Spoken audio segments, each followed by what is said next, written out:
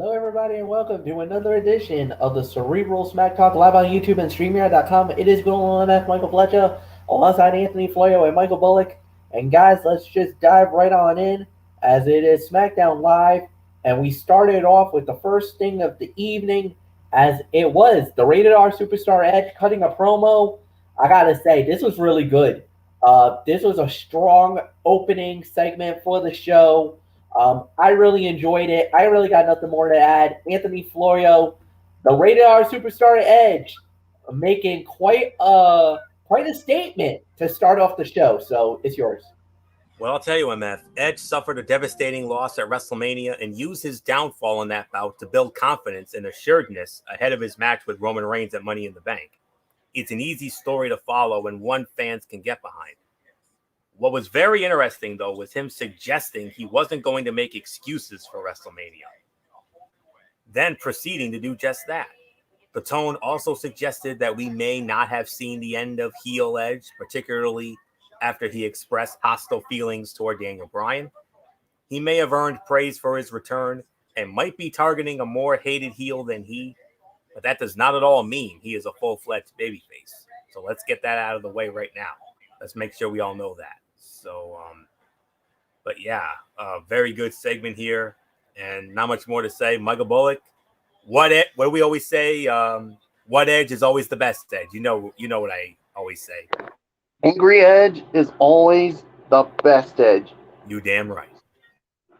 And that's what we got right here. I mean, basically claiming that Roman Reigns is scared and basically I'm looking forward to this match between these two at Money in the Bank, and I think there's a lesson here. Don't ever get on Edge's bad side because you're going to get that angry Edge. And just a prime example of what it is for those who are hearing it for the first time. Allow me to go back to what happened when a quote that he told John Cena back when Brock Lesnar came back. Wake up!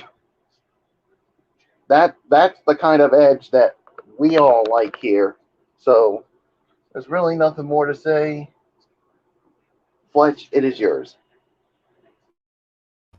All right, and then we move on to the first fight of the night as it was Big E and Shinsuke Nakamura going up against Baron Corbin and Apollo Crews. Nakamura and Big E wins the match in 9 minutes even. Anthony Florio, it's yours. Second best fight of the night here. Well, default second best fight of the night. I say default because this was not good. Not that the effort wasn't there from the workers themselves, but it felt entirely unnecessary when the Corbin character development could have been accomplished just about any other way. Why drag down Big E and Apollo Crews, even King Nakamura, with it when Corbin could have cut a promo with maybe Caleb Braxton or Megan Morant that was interrupted by the revelation?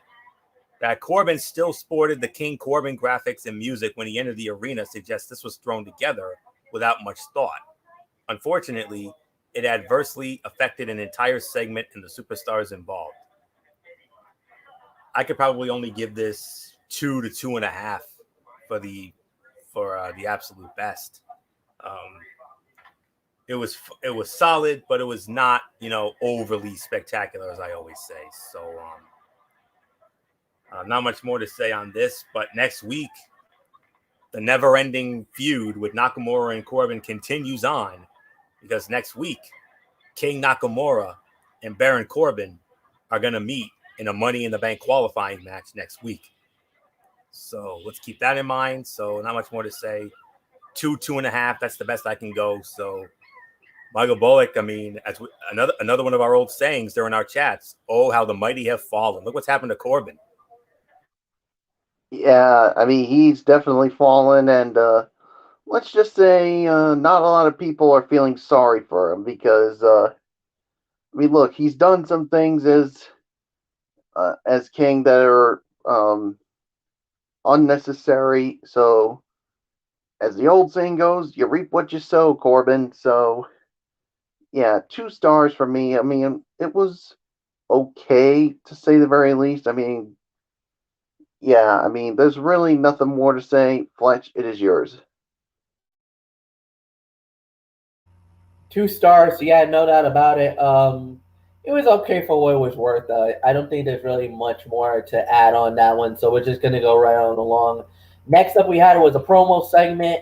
That was Bayley and interrupted by Bianca Belair, and they actually made a match for the SmackDown Women's Title at Money in the Bank. It will be Bayley versus Bianca Belair in an I Quit match.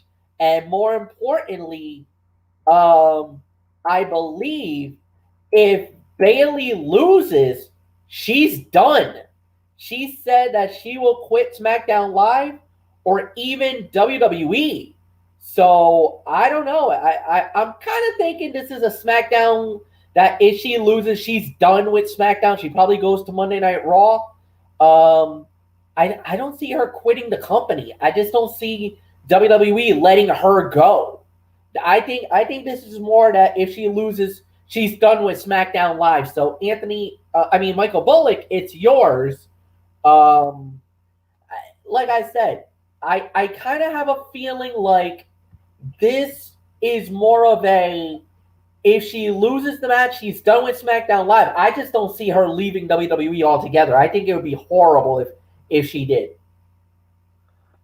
Yeah, I mean, I don't see her leaving the company or even quitting the company. I mean, I think if she loses, she's she's gonna be she's gonna go to Monday Night Raw, no doubt about it in my mind. So yeah, this was a good segment. I mean, the back and forth between these two. I mean, we knew somehow we were gonna get a rubber match between these two. So yeah, and it's basically going to be an I Quit match, and we've seen Bayley do some heinous things before. Think of what she could do with no rules, no disqualifications. The only way you win the match is to make your opponent say, I quit. I mean, come on, Fletch. We've seen Bayley do some heinous things before. Think of what she can do in an I quit match. Yeah, She definitely. can do what she can do whatever the hell she wants, and there ain't a damn thing any anything the ref can do about it, especially if it's our favorite referee, Anthony Florio, Mr. Danilo and Fabio. If he's basically got his hands tied behind his back, if he's the referee, Yeah. Basically, his job is basically he's holding a microphone, checking if that wrestler's gonna say those 2 words, "I quit." You can't do anything else other than that. yeah, that's the only way the match ends, people. So I can't wait to see this go down, and I'm already calling this. Bianca Belair is winning it. I mean, I still think it's too soon for her to drop the belt. And yeah, I think Bayley is going to end up on Monday Night Raw. So nothing more to say. Fletch, it is yours. I mean, it's going to be an interesting matchup, no doubt about it. It's going to be a solid, possible solid way to close the show.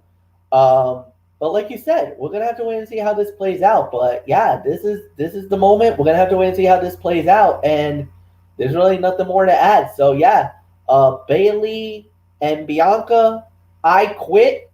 Title on the line. I think this will be a nice conclusion to this rivalry. This is the ultimate blow off, no doubt about it. Uh, then we'll wait and see how this plays out. But I'm pretty sure, Anthony Florio, you're about to gain yourself quite a ladies wrestler on Monday Night Raw because I think we can all agree. We all kind of feel like Bayley's probably heading off to Raw after this loss. Well, let's not. As our boy J.A. Adonde always says to MF, easy there, Romeo. Because of the fact I'm looking at the match preview on WWE.com, and I'm also looking at it on Wikipedia. There is nothing in there that says that if Bayley quits, she leaves. I mean, it doesn't say anything. So I don't know. Maybe she was just being all talk there. Maybe, I don't know. But it's not official as of yet. So let's not, jump the gun on that yet. I mean, would I like to have Bayley on Raw? Absolutely, I would. I mean, well, she's been on Raw before. I wouldn't mind having her back on there. I mean, she would be a welcome addition to our women's division. And man, imagine one potential Bayley feud on Raw if that were to happen. I mean, her against Rhea Ripley. I mean, that would be hella fun. I would love to see that. But let's not get ahead of ourselves here. But the only negative I have about this is this feud continues. I mean, this is one of the two never-ending feuds on SmackDown, the other being Nakamura and Corbin. But when it comes to this feud, the matches have been better than Nakamura and Corbin's matches have. This feud continues for reasons why we don't know, and despite questionable creative from day one, still the matches have been very good, and the idea of an I Quit match, one of the few gimmick bouts not beaten into the ground by a creative team looking for any way to polish its lackluster booking, is appealing. But let Bianca Belair and Bayley beat the hell out of each other at Hell in a Cell, and without having to play up the gimmick of the cage, they should be freer to tell the story they want instead of the one the match type demands. How many times can Bayley possibly lose before her credibility takes a hit? Because it's highly unlikely WWE officials are taking the SmackDown Women's title off of the EST this early in her run. And this is going to be only the second women's I Quit match in WWE history. The other one, MF and I know very well. This was back in our Raw days. MF, do you remember One Night Stand, Extreme Rules 2008, Beth Phoenix and Melina in San Diego? Remember that one? Oh, Yeah, I remember that one very well. Yeah. Yeah, and we had a lot of fun with it. But this one could be even better than that one. So we'll have to wait and see. But regardless of who wins at Money in the Bank, the only thing I know is I just want this feud to end. That's all I know. Move on from this feud. Give Bianca a new challenger for SummerSlam, maybe Miss Money in the Bank, or maybe even finally pull the trigger on that long-awaited and overdue rematch with the Boss. I mean, we all want to see that again. I mean, especially after they stole the dang show night one of WrestleMania. So there isn't much more to say on this. Fine segment here. So I Quit match. Let's go. So not much more to say. Speaking of gimmick matches, MF, one of the most notorious gimmick matches in WWE between two men who, and it's only fitting that you put these two guys in it with the long-standing hatred between them. And damn it to hell, spoiler alert, they stole the dang show tonight. It was a last man standing qualifying match for the Money in the Bank ladder match. Kevin Owens, Sami Zayn. Kevin Owens is going to Money in the Bank. 23 minutes, 30 seconds. Fight of the night. 4.5 to 4 3/4 of a star. Just missing out on the 5-star classic. However, this match was absolutely unfreaking believable. I don't think you can get any better than this. And hopefully this is the dust off and the end of the rivalry.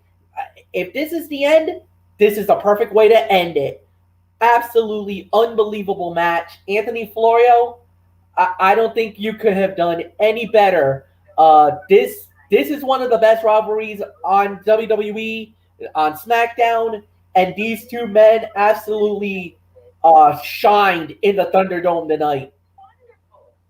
MF, you better get down on your hands and knees and give these two men universal praise, because these two boys, they saved the damn show tonight. That's all I can say on that. They saved this show here tonight with this unbelievable match. I mean, whoa, wow. 4.5 stars.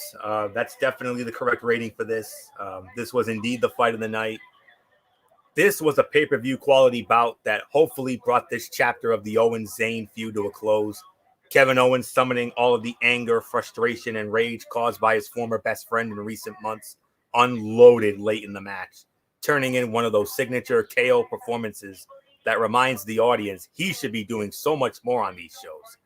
Kudos to Sami Zayn, too, who was equally as great as his opponent, using facial expressions and body language late to put over his disbelief that Owens would not stay down. The right guy went over, if this is indeed the conclusion of the story. While Owens may not be the flashiest choice to win Money in the Bank, he has unfinished business with Roman Reigns, and it is one of the few accomplishments he has yet to accomplish. Perhaps this could be the start of a renewed push. We'll see. So, man, I mean, you thought Raw had a stacked lineup with Ricochet, John Morrison, Riddle, and Drew McIntyre. MF, look at the first two you got. You got Big E and you got Kevin Owens. And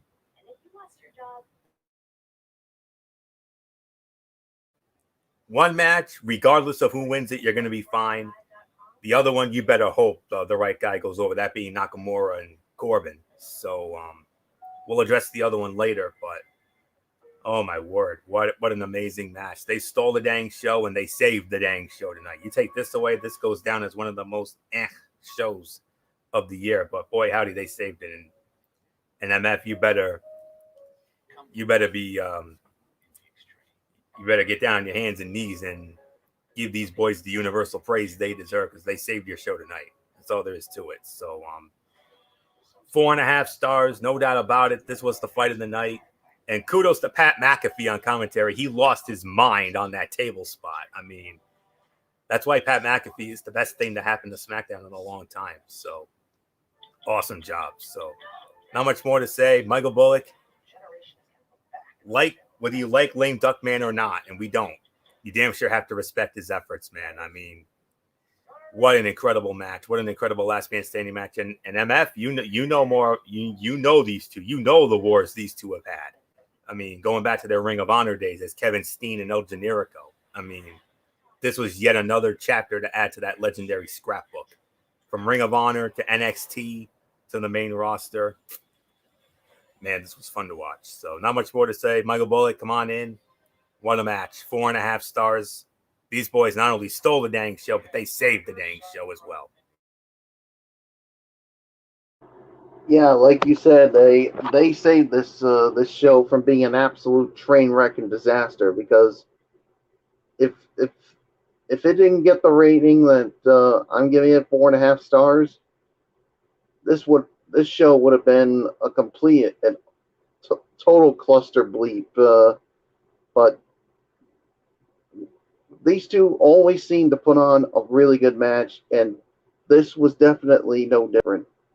I mean, if this is the end of this feud, which I think it is, what a way to go out. And like you said, Kevin Owens may not be the sexiest choice, but I think it's a pretty good addition to SmackDown side, because right now you got Big E and Kevin Owens representing SmackDown in the Money in the Bank ladder match, the men's Money in the Bank ladder match. So great work by both of these men. So yeah, there's really nothing more to say.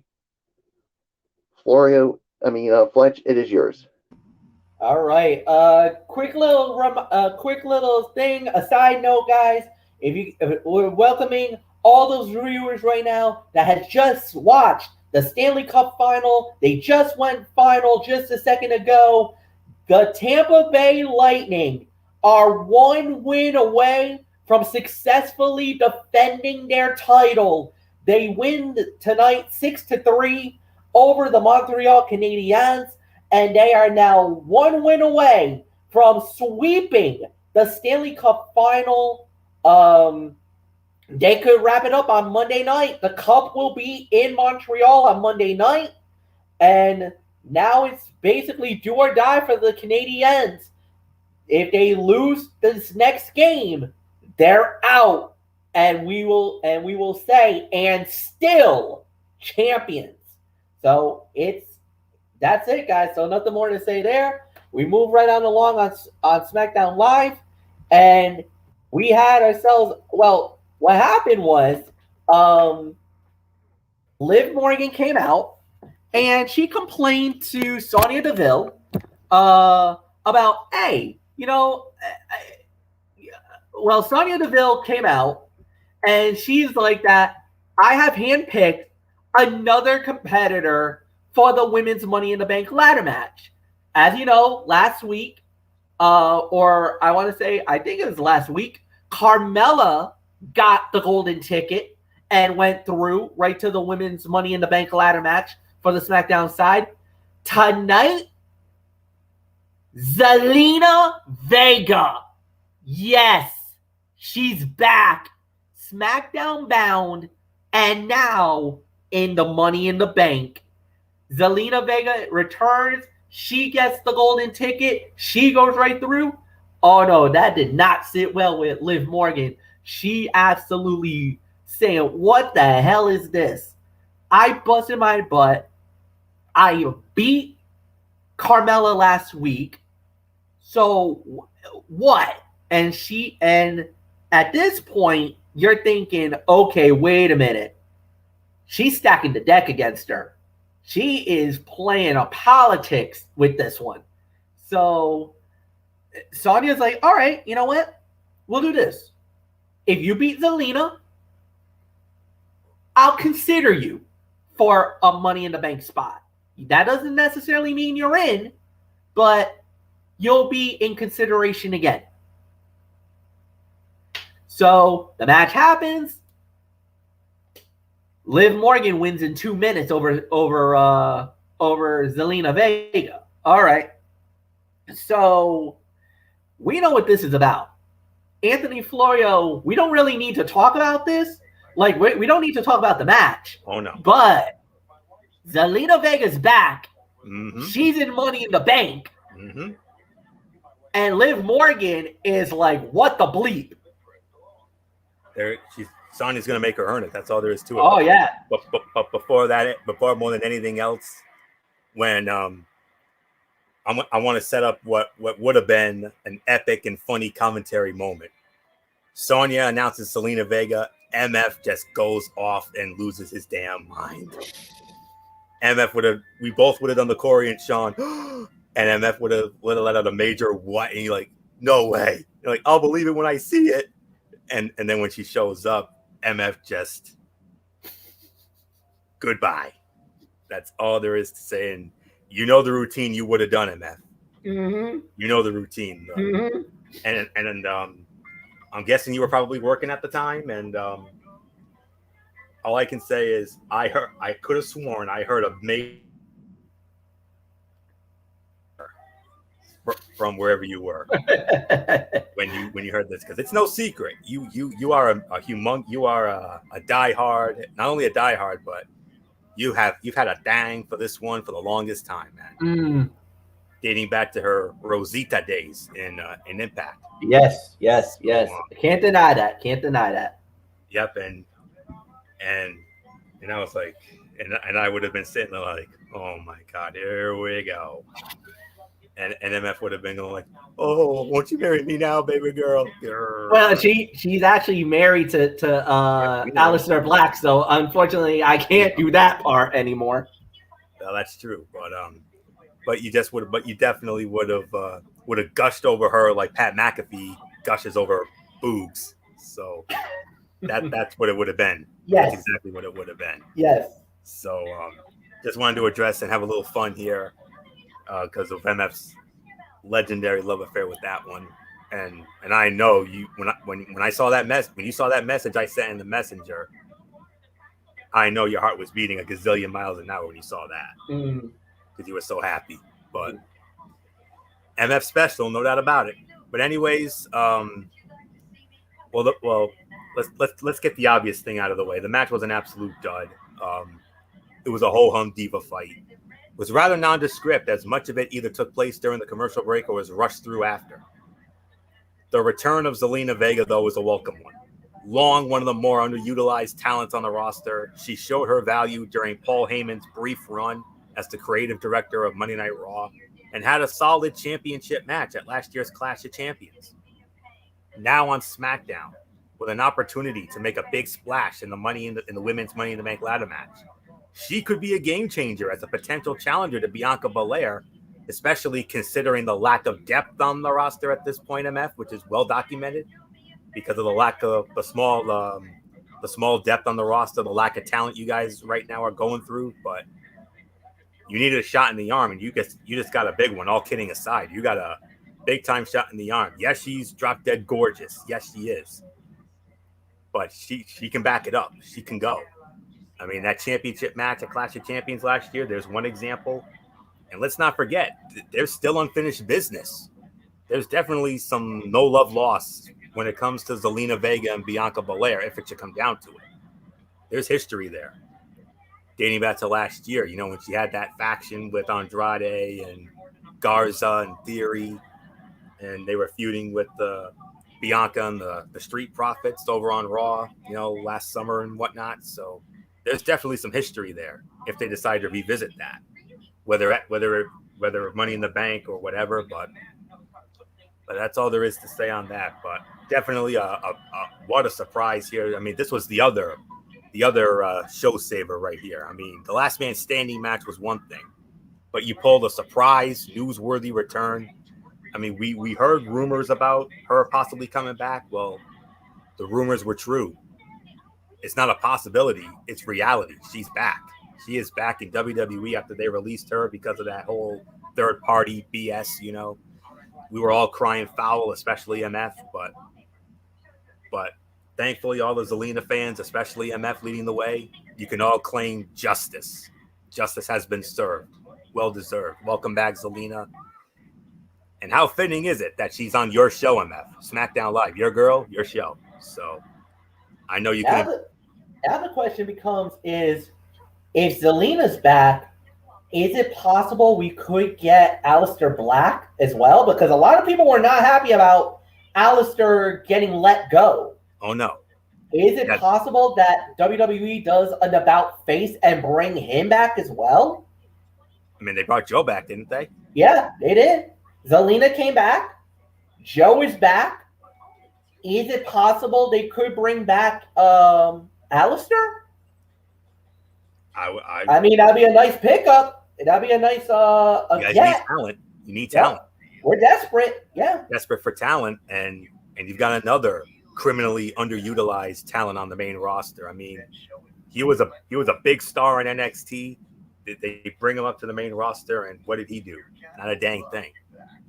Except, you know, coming to Dominic Mysterio's rescue and all that last summer. But boy, howdy, I mean, if they bring Aleister back, I mean, that's big for SmackDown. And if they use him properly, especially with that dark, mysterious heel character they were building him up as before that sudden release, that could be a gold mine. We'll see. So I would love to see it. I mean, so we'll have to wait and see. So not much more to say. Michael Bullock, yeah, the match was a dud. It was a ho-hum diva fight, whatever. But the big story, Zelina Vega, after being released because of that third-party BS, she's now back. And MF and all her fans are happy. And so am I. Yeah, justice was definitely served here. I mean, it's good to see her back. I mean, after that whole BS there, and she automatically gets put into the Money in the Bank ladder match. And Liv Morgan, like you said, she was not happy about it. And she's like, wait a minute. I busted my tail off. I beat Carmella, and I still don't get in? I mean, yeah, I mean, she did win. I mean, and Sonya Deville saying that she'll consider it, but you really think she's going to put her in there? I think it will, but we'll just have to wait and see how it all plays out eventually. So, nothing else to say. Fletch, it is yours. Yeah, so we'll have to wait and see how that plays out. It's going to be very interesting now. So then, right after that, we did have Otis versus Angelo Dawkins. Otis wins the match in 2 minutes. Another match that we really don't need to go too much about more than anything else. But I'll say this. Are they setting Otis up for maybe another Money in the Bank? Well, I can't really say that, because of the fact that next week. The final 2 Money in the Bank qualifying matches have been announced, and it's 2 rematches. 2 guys who've really faced off against each other in the past, but these are very high stakes. Seth Rollins goes one-on-one against Cesaro, and King Nakamura goes one-on-one with Baron Corbin.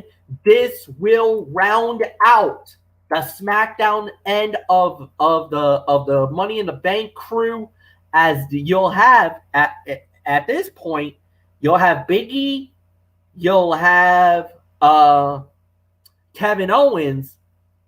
Imagine a Seth Rollins and a Nakamura in that Money in the Bank. Now, I know they've been pushing this narrative, but I mean, if Nakamura and Rollins gets in, that's a core 4 that's strong. That's a strong core 4.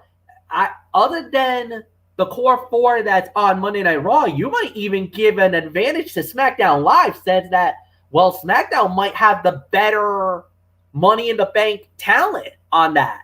You would think. But we'll see. We'll see. I don't want to hedge my bets next week. We'll just say that. So, main event segment, as it was Jimmy Uso, and I guess he went out to meet up with Edge, and this went bad for Jimmy Uso. An absolute crazy end to the show, as the Edge shows why he is the rated R superstar, Anthony Florio. Jimmy Uso barked up the wrong tree, and boy, did he get his ass kicked for it. Did you see those bug eyes on Edge? Did you see those bug eyes? Yeah, we saw that. That was a psychotic type of an Edge. That's the rated R superstar as we knew, the sadistic, animalistic Edge, where he basically just lost his mind. Angry Edge is always the best Edge. And you saw that right then and there after what he did to Jimmy tonight. When one of the Usos needed Roman Reigns, the head of the table left them hanging out to dry. There was no help, no support from the tribal chief. He essentially sacrificed Jimmy's well-being, leaving him to go it alone against a vengeful Edge. It is yet another wrinkle in the Universal Champion story that elevates its already high quality. The question now is whether Jimmy will revisit his vendetta against Reigns, especially since Edge planted the seeds with his pre-beatdown promo. So, great way to close the show, no doubt about that. So, Michael Bullock, all I'm going to remember from that, those bug eyes on Edge. Oh, my Lord. You want to talk about angry Edge? That was an angry Edge. That was psychotic Edge. Oh, my word. Yeah, forget about angry Edge. This was psychotic Edge. And I think psychotic Edge is even more dangerous than angry Edge. And unfortunately for Jimmy Uso, he found out the hard way. I mean, those eyes when he was beating the crap out of him. Oh my! I don't know if Roman wants to deal with this kind of Edge. Oh man, this was a crazy way to close out the show. So there's really nothing more to say. Is Fletch? I think the look of Edge pretty much says it all, as I give it to you. Yeah, that was Psycho Edge, man. That's wow. I really don't think there's anything more to add on this one. This was kind of you want to talk about a slam dunk and a way to close the show. That was exactly what we got. So, not the greatest SmackDown. I will openly admit that. Mike Bullock, you lead off on the final rating for the night. 5 out of 10 for me. I mean, this was, like you said, not the best SmackDown out there. I mean, the one that really saved this show was obviously the last man standing Money in the Bank match between Kevin Owens and Sami Zayn, and you had those awesome segments, especially with Edge, that pretty. I mean, if those things didn't happen, I would have really, really lowered the rating on this. So 5 out of 10 for me. Fletch, it's yours. Yeah, I'll go 5. I say this is definitely a 50-50 show. There was a couple of matches that just didn't really do anything for us. The Liv Morgan and Zelina Vega. Love you, Zelina. Welcome back. Glad to have you back. And then the Otis versus Angelo Dawkins. I mean, that really didn't really do anything for any of us. However, the 2 Edge segments were really good. The last man standing absolutely tore the house down. Best fight of the evening. The tag team match was okay. Even the Bianca and Bayley storyline was fine as well. I kind of feel like SmackDown's punting. I feel like remember like what happened with NXT? How I felt like NXT punted this week? I feel like that's what's happening with SmackDown. I feel like SmackDown's like, you know what? Let's just get everything wrapped up. You know, we're starting to wrap up the Thunderdome and everything else.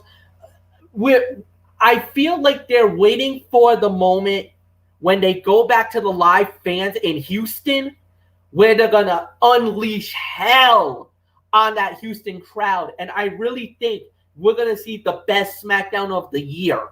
Even though I think we said the best SmackDown of the year was a couple of weeks ago, where the show was absolutely amazing in the Thunderdome. I really feel like they're setting up where, as you notice, I really feel like everybody's trying to get ready for live fans. I think that's the biggest thing. I really think the consistency needs to get better. And I know the SmackDown roster is depleted. We are gutted. We are gutted so bad. But we need to really start looking at making better strides and doing better as an overall product. I mean, this isn't Monday Night Raw. I know our roster is depleted, but what we really has done that made our show so great is the storyline progressions.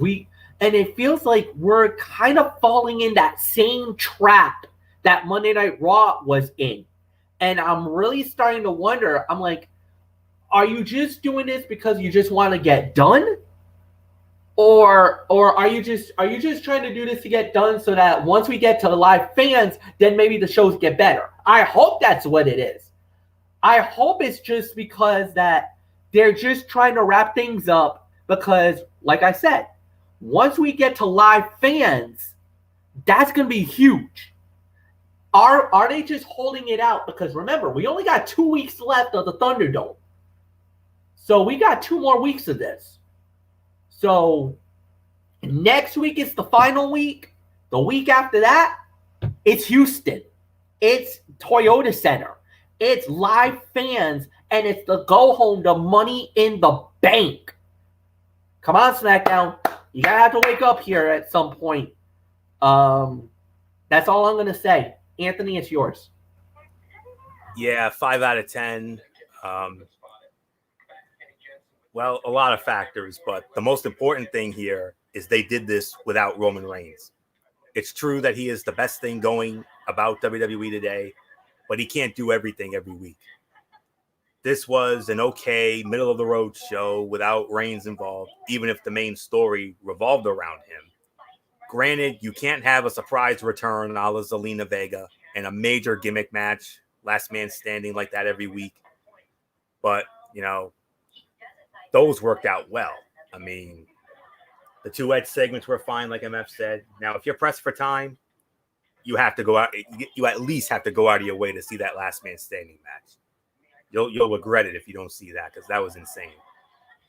The Edge segments, and then from there, the Bianca Bayley segment if you want, and only the surprise, Sonya's announcement of Zelina Vega with that big return. So, yeah, 2 weeks from tonight on the 16th, the first live show with the fans, with the return of the fans, Toyota Center, Houston, Texas, Friday Night Smackdown, which will be the last show, the last stop before Money in the Bank.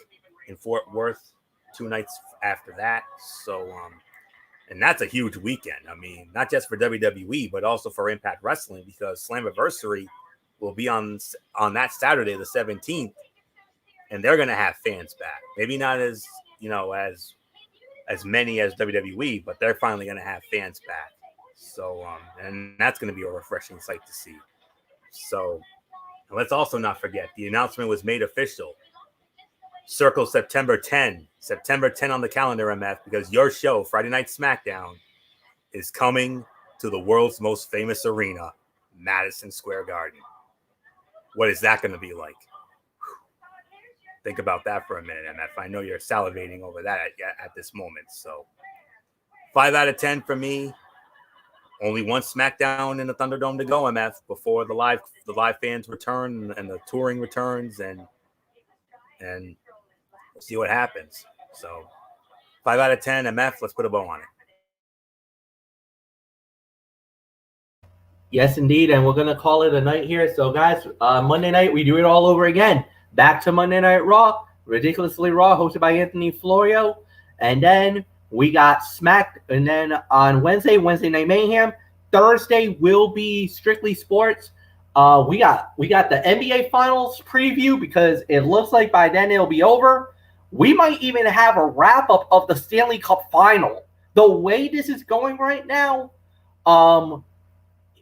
if this thing is over by Thursday, and it looks like it might, we're going to have a recap of the Stanley Cup Finals. So we got that.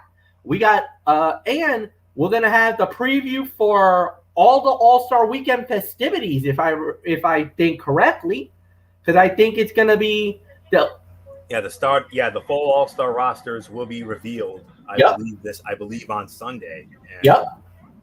So, and I think the Home Run Derby participants will be announced, and I know we will address the All-Star starters at the least. And well, there's 2 chances for the Stanley Cup to be over. The earliest could be Monday night if Tampa pulls off a clean sweep, or if somehow Montreal finds a way to get it back to Tampa. That Game 5 would be on Wednesday. So if Tampa wins either in Montreal Monday or in front of the home fans on Wednesday, then we will definitely have a recap of the Stanley Cup Finals come Thursday. So we'll see. So until then, guys, and then, of course, 1 week from tonight, another edition of Cerebral Smack Talk. So that's it for tonight, everybody. Thank you so much for watching. For Golamef, Michael Fletcher, and for Anthony Florio and Michael Bullock, have a good night, everybody.